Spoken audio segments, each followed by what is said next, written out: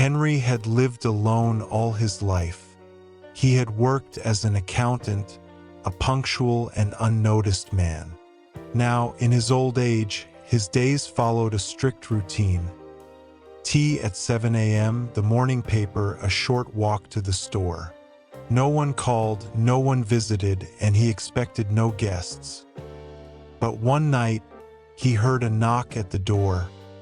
Henry opened it. No one was there. Only a faint, almost imperceptible breeze slipped inside. He shrugged and closed the door.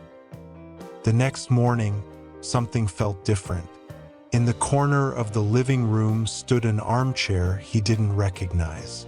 Old, tattered, like it belonged to another time. Henry was sure he had never owned such a chair. "Must be my memory playing tricks on me," he muttered, deciding to ignore it. That night, the knocking returned. Louder this time, more insistent. Henry froze, his heart pounding. He waited. "Open up!" A voice whispered from behind the door. It was hoarse, unfamiliar. Henry didn't open it.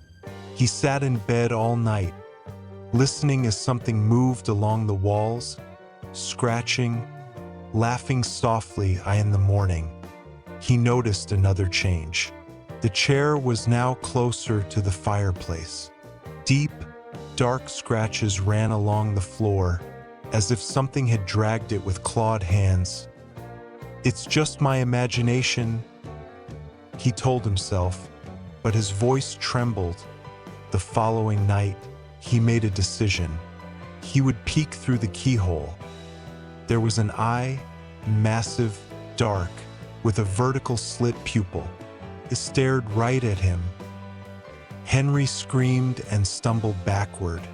At that moment, the lamp flickered, and the chair crashed onto its side.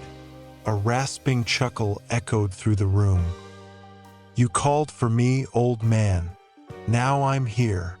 The next morning, the neighbors found Henry. He was sitting in his armchair, rocking back and forth, staring into nothingness. His lips moved soundlessly, and his face was frozen in an expression of unspeakable terror. He was still alive, but his mind was gone.